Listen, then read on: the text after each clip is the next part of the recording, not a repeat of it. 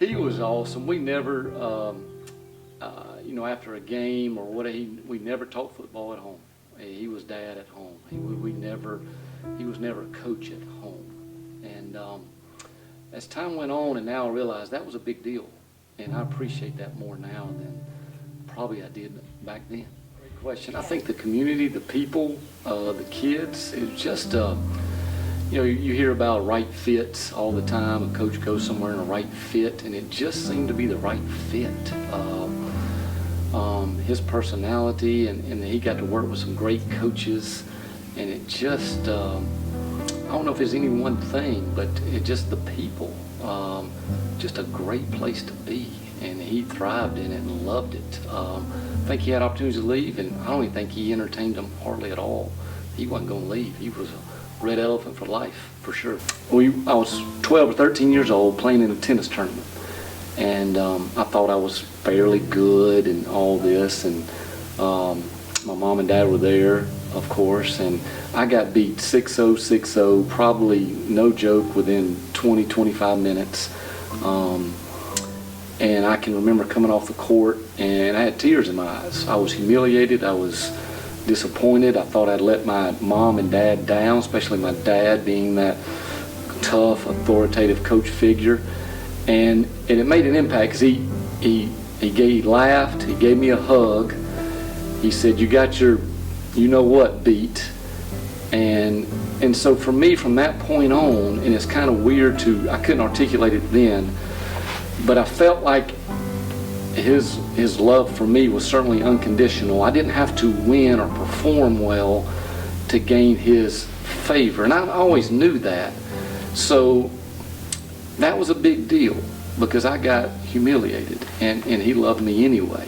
And that kind of set me free, and it kind of set the stage when I played for him that I wanted to perform well just to honor him, but I didn't feel that I had to. I think there's a big difference. So for me, that coach-dad relationship was pretty special. It's one that I have grown to love more and more as the years have gone past, but I was pretty fortunate to have that, because I know it is tough probably to coach your son. That can be, and all the little things that come with that. But it was pretty special. He did held me to a high standard, but that standard wasn't about the total result. It was about everything that went in to get the result, and I was good with that. I was fine with that. So it worked really well for us. And as far as other players, he held them to the same high standard. It was very tough on them. But I think, he could hold people to a high standard and still everybody felt loved. And that's a big skill. That's a talented skill. Coach Gruhn went out on a limb and started a sophomore. And that's back when we wore tearaway jerseys. And I gave mine away at the end of the game. And Coach Gruhn saw me. And he gets on the bus after the game and goes, "Carpenter, you owe me $10 for that jersey." That's just the way he was. Matthew remembers how supportive his mother was for his father through everything.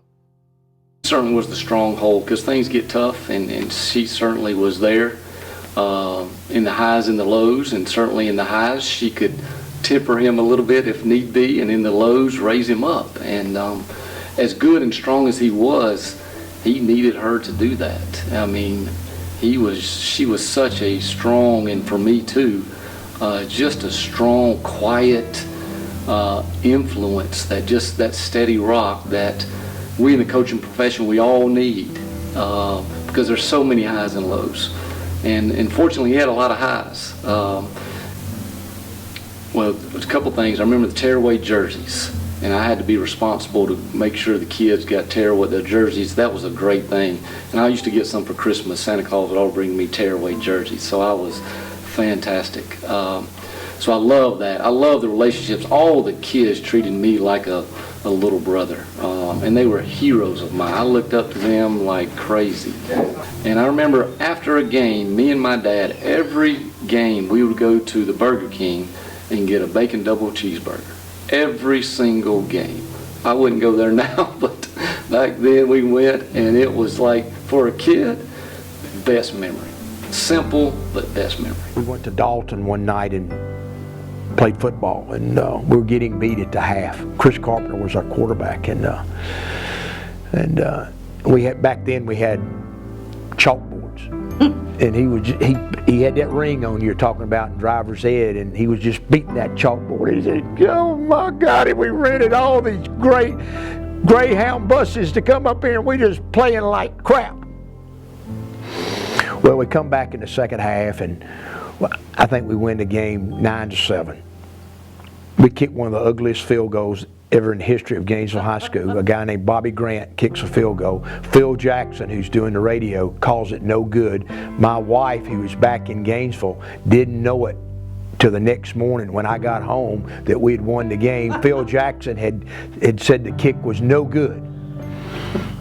And we beat Dalton 9-7 or 10-7 right at the very. I think it was 9-7. Classic defensive battle. And we wound up eating McDonald's hamburgers that night. And he said, after this, we played so great, we're eating hamburgers, and all these people were eating at the Western Sizzling in Dalton. It's amazing what you remember. The scoreboard is it's on the bottom of I wouldn't say the bottom, but it's down there. There's so many other things that are so much bigger than a scoreboard. I think he worked really, really hard. And so he was, but he worked so hard, but I never felt like I lost my dad to being too, I don't know how he did that, how that was a gift, but he made me feel very loved and welcomed and not an absentee dad. And he worked long hours.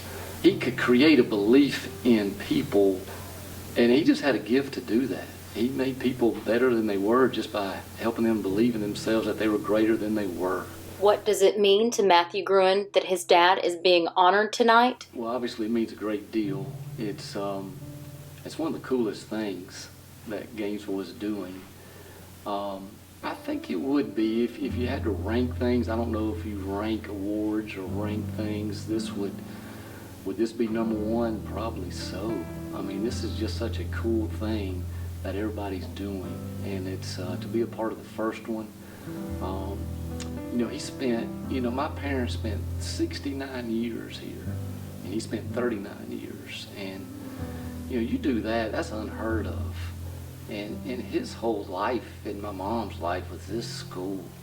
And to be honored, celebrated for that, it's a huge, huge deal.